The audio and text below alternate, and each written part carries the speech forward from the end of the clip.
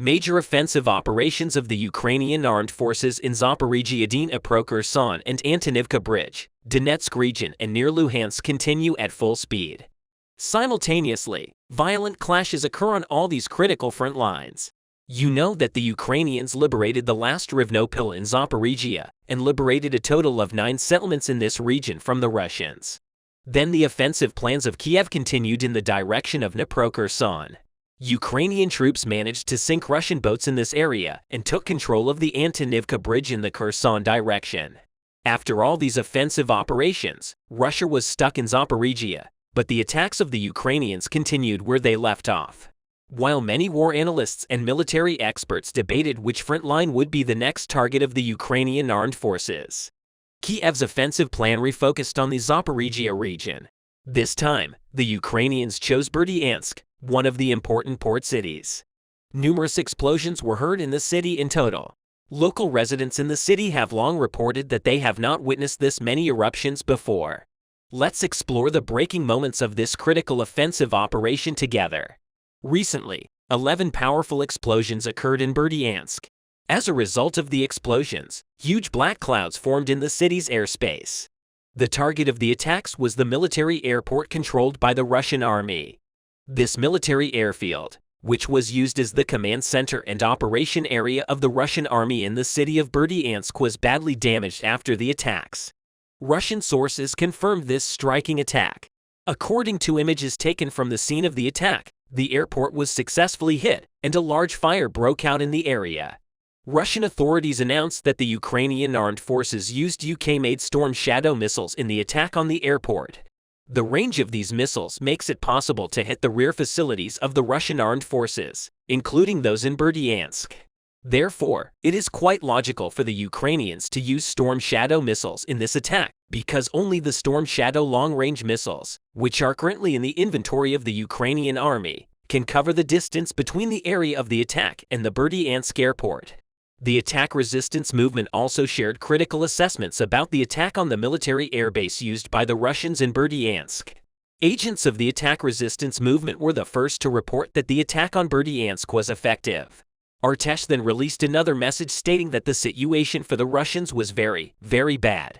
Russia thinks that after these attacks, the Ukrainians no longer recognize borders and that these attacks will eventually reach Crimea within the scope of Kiev's offensive plans. When we consider the recent offensive operation of the Ukrainian armed forces, we can see that these concerns of the Russians are correct because the port city of Berdyansk is one of the important centers for Kiev to create an attack corridor extending to the Crimea. If you have noticed, Ukrainians are trying to reach Crimea by targeting especially the coastal cities.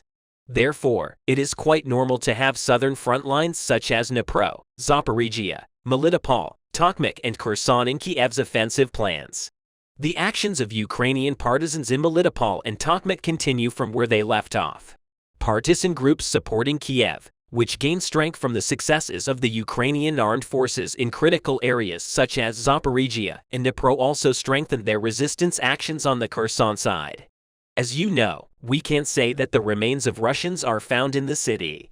The Kherson direction turned into hell for Russian troops as Ukrainian troops captured most of the supply routes from Dnipro and Zaporizhia, already with the destruction of some dams in Nova, Kakhovka, and Kherson. The trenches of the Russians in these areas were underwater.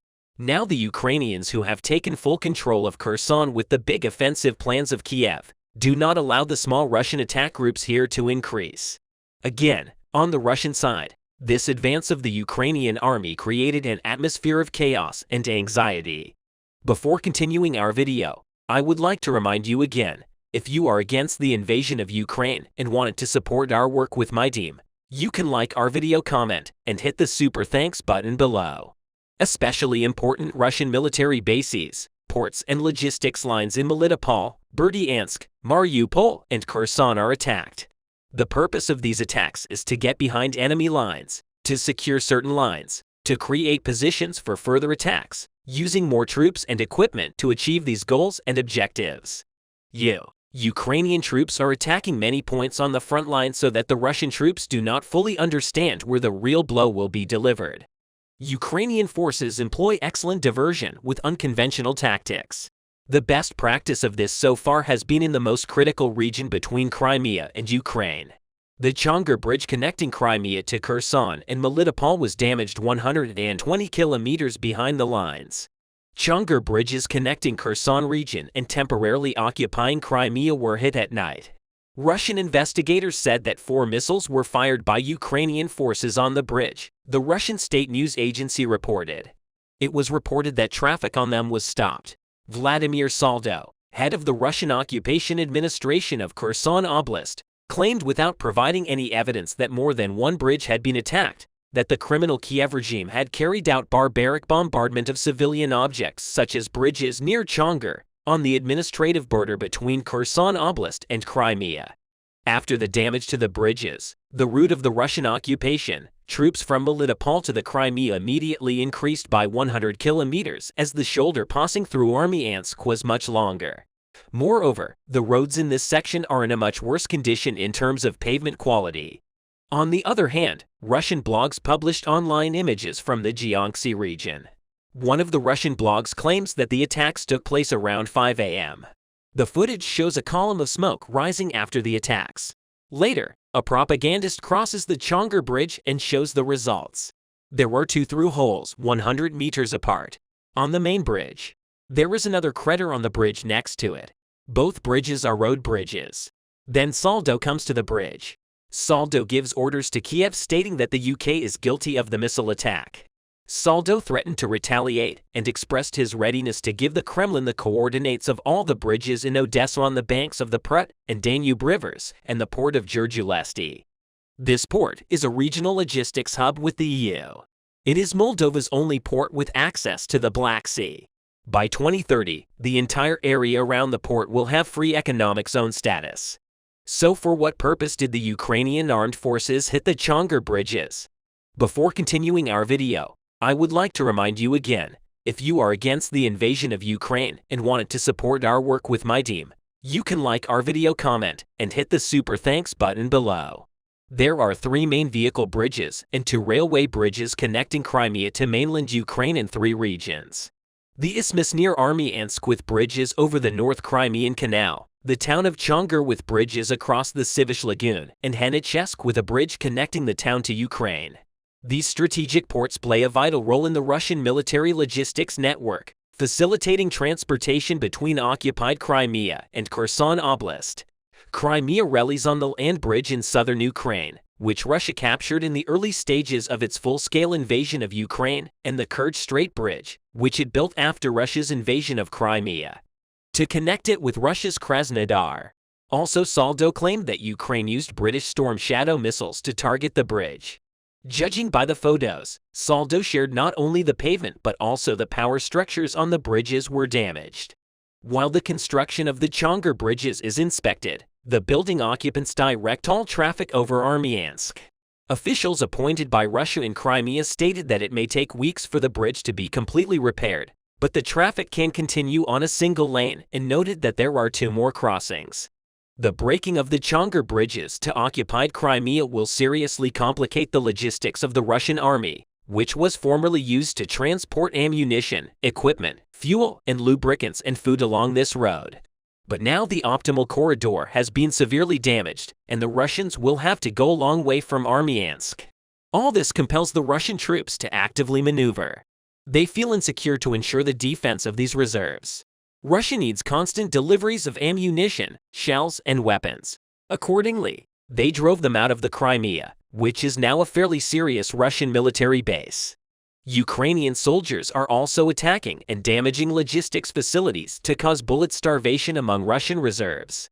So what other weapons does the armed forces of Ukraine have to carry out such attacks? Depending on the range and efficiency of destroying Chongar bridges, Storm Shadows were most likely used. It takes a serious load to break the bridge deck. Of course, we can say that this was done by a drone. There should be drones carrying explosives between 40–50 kilograms. It can also be assumed that these are GMLRS missiles for HIMARS systems, but still the range is not the same. This is actually a distance of 80 kilometers. There may also be GLSDB missiles for the HIMARS system with a range of up to 150 kilometers. It is Storm Shadow carefully used to defeat any target beyond 150. Time range is either drones or Storm Shadows. Meanwhile, Ukrainian forces are successfully expanding the bridgehead westward. Ukrainian forces began advancing across the hollow last day to attack Russian positions from the north.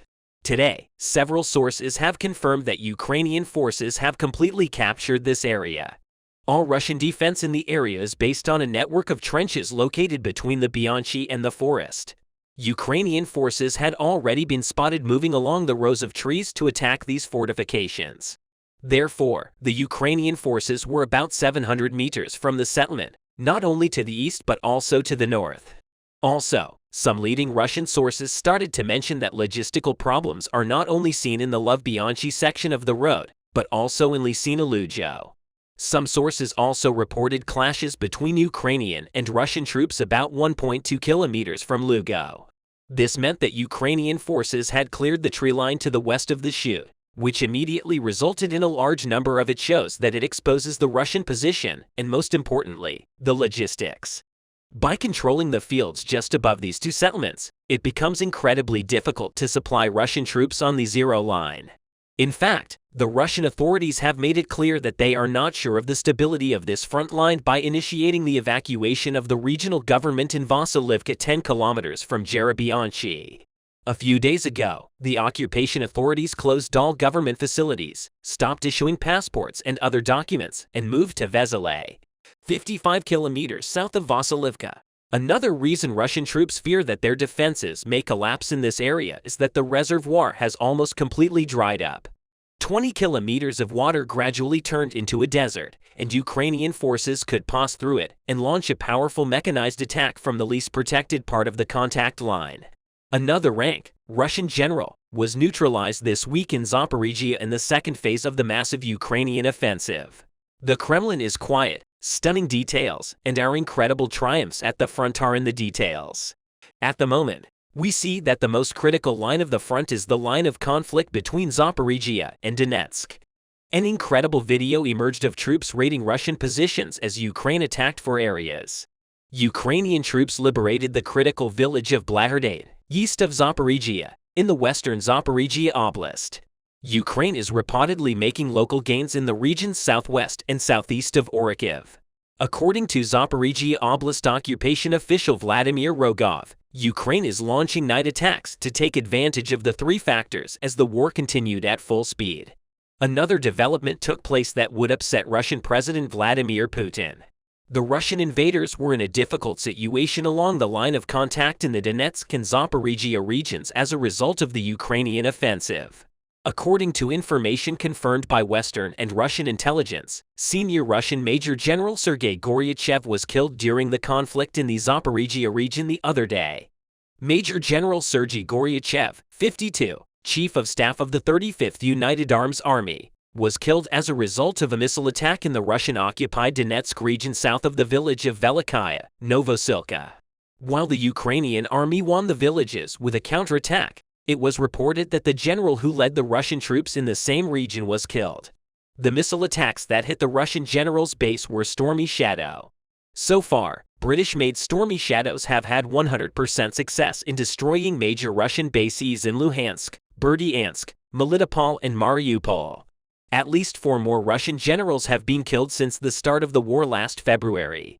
The latest reported death comes days after Ukraine launched a counteroffensive aimed at recapturing territory captured by Russian forces during the full-scale invasion. As of June 2nd, at least 4 Russian generals, 58 colonels, and 176 lieutenant colonels had been killed in Russia's large-scale invasion of Ukraine, according to the anti-Putin Russian news outlet Mediazona. This includes Major General Karim Atashev, Major General Vladimir Frolov, Major General Roman Kutuzov, and Major General Andrei Sukhovetsky. Last month, the Russian Ministry of Defense reported that 2 Russian colonels were killed in a shootout near the Ukrainian city of Bakhmut in the Donetsk region. Goryachev graduated from the Ryazan Guards Higher Airborne Command School in 1994 and previously served in Transnistria and Tajikistan. After Russia launched its full-scale invasion of Ukraine, he became the commander of the 5th Separate Tank Brigade and was promoted to deputy commander of the 35th Combined Arms Army, where he was appointed chief of staff. After saying little about the escalation in Ukrainian military action for a week, President Zelensky confirmed the start of the counterattack on Saturday afternoon. On Saturday, Kiev forces conducted counterattack operations in at least 4 frontline areas, according to the Washington-based think tank. He reported that Ukrainian forces had made gains in the Bakhmut area, with the Ukrainian army advancing up to 1,400 meters in some areas. In addition, Russian sources also reported that Ukraine is operating in the Luhansk Oblast near Bilohorivka. And on Sunday afternoon, a video appeared allegedly showing the liberation of the village of Blahodate in the Donetsk region. Before continuing our video, I would like to remind you again, if you are against the invasion of Ukraine and want to support the work we do with my team, you can like our video, comment, and hit the super thanks button below. The main focus of the attacks of the Ukrainian armed forces is the complete recovery of southern Ukraine. When southern Ukraine recovers, Kiev troops will be able to focus on Crimea more easily. The cities of Melitopol, Berdyansk and Mariupol need to be liberated in order to focus more comfortably on the Crimea. In addition, in recent days, when counterattack operations have gained momentum, Ukrainian forces continue to carry out daring attacks on strategic areas. As it is known, cutting the enemy's logistics is a classic strategy. If you hit valuable targets, you can neutralize the only advantage of the Russian army, namely its mass. The other day, partisans blew up the Russian-controlled railway bridge near occupied Melitopol. Russian troops used the bridge in the town of Yakimivka to supply weapons from the Crimea. It was noted that the bridge serves as part of the arms supply artery from the Crimea to the Zaporizhia region. Mayor in exile, Ivan Fedorov, said that this explosion blocked an important Russian logistics route near occupied Melitopol in Zaporizhia Oblast. According to Ivan Fedorov, Russian forces lost 5 freight cars and a 50-meter railway line as a result of the explosions. Fedorov reported that the explosion occurred at the most opportune moment when a train carrying stolen ore was on the track. Explosions regularly occur in occupied territories as local Ukrainian partisan movements target Russian authorities, collaborators, and Russian military equipment. While Moscow generally blames Ukraine for such incidents, Kiev does not take responsibility for the explosions. Also on June 11th, an explosion occurred on the railway tracks in the Kirovsky district of Crimea. The explosion occurred at around 1600 hours when a freight train was passing through this section. Preliminary information shows serious damage to the infrastructure of the railway line.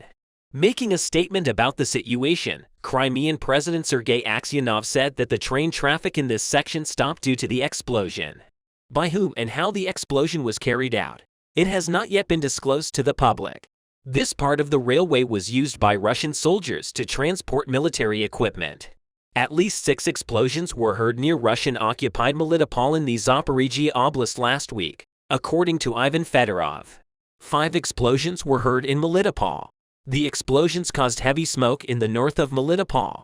At least 1 explosion was also reported on a railway in the Dolinsky district near Melitopol. Russian forces used this railway to transport military equipment and personnel. The biggest purpose of the Ukrainian armed forces attacking the railways is to disrupt Russia's supply lines. Another stopover point for the Ukrainian attacks is Berdyansk. Berdyansk is a port city on the southern coast of Ukraine, on the coast of the Sea of U-200 Bu-200 Basov. The port city has been occupied by Russian forces since the first days of the conflict. Berdyansk had previously been targeted by Ukrainian forces. The city is located on the coast of Mariupol, a region believed to be among the places that Ukraine will try to retake in its counterattack. A large cloud of smoke was seen rising from the port area in the Sea of Azov. Russian state media outlet RT stated that there was loss and destruction in the attack, whose precise target was not immediately clear. Rogov speculated that the attack may have been carried out by British Storm Shadow missiles, a long-range cruise missile with stealth capabilities that the United Kingdom had recently supplied to Ukraine. Berdyansk is about 100 kilometers from the front line deep in Russian-controlled territory. This means that using Storm Shadow missiles would be a possible option. As it is known, Ukrainian forces have recently started using long-range Storm Shadow missiles supplied by the United Kingdom, which can hit targets deep within Russian-occupied areas. Ukrainian Defense Minister Oleksiy Reznikov stated that all Storm Shadow missiles launched by the Ukrainian army on May 28 hit their targets. On the other hand, the purpose of the attacks of Melitopol and Berdyansk is to soften the land route to Crimea. So what's going on in the Crimean Peninsula lately? The Russian army launched 15 Shad-136 fighter jets targeting Ukrainian territory.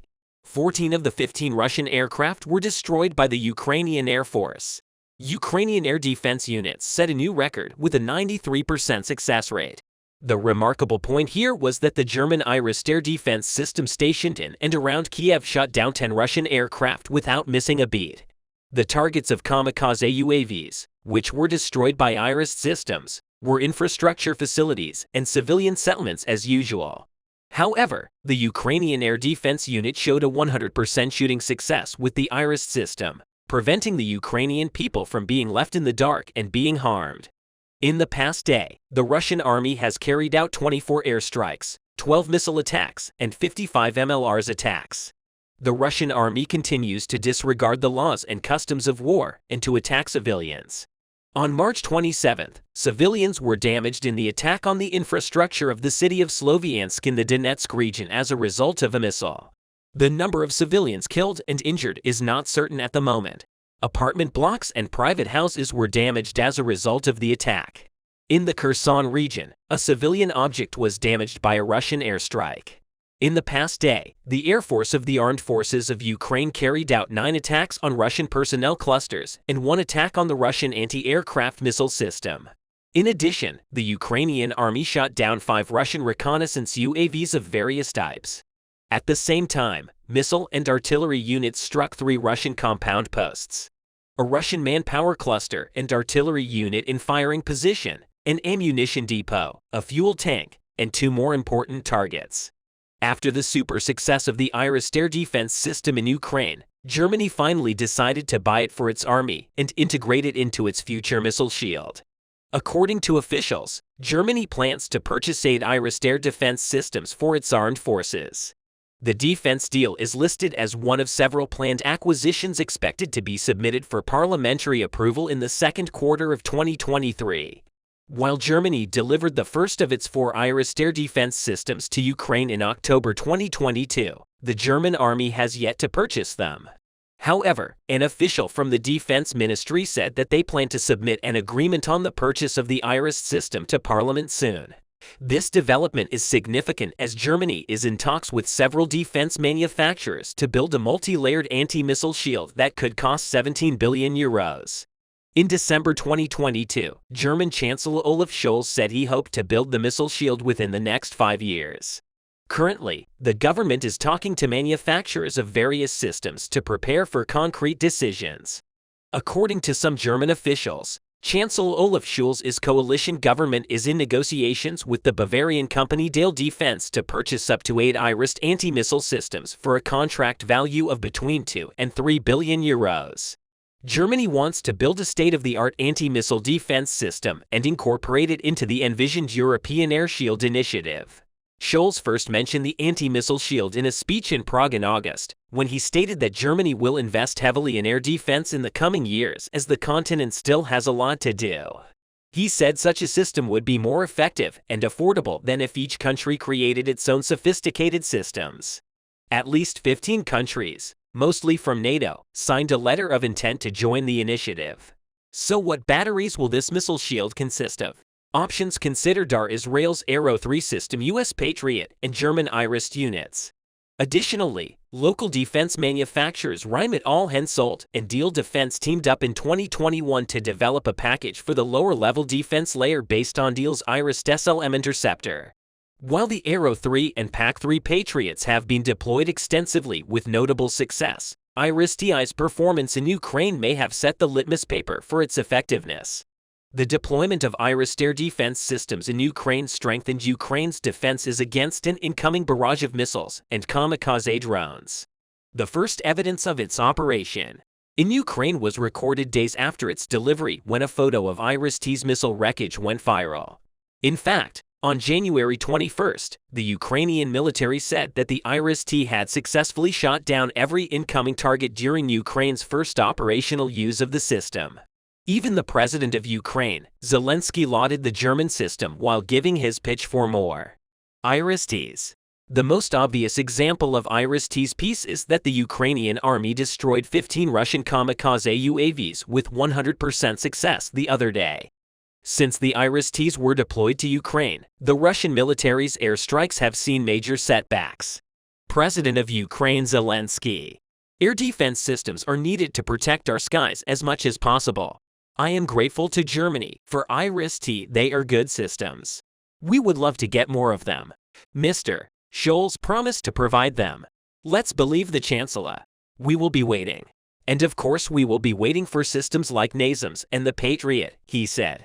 Not only that, even the operators of this deadly equipment were impressed by the Iris-T's performance, and operator of the Air Defense Division of the Ukrainian Army reported that Iris-T successfully intercepted all targets. The German system is modern, powerful, and very effective. Even during the intense Russian attacks in the autumn, it hit all targets with a 100% success rate, mostly cruise missiles.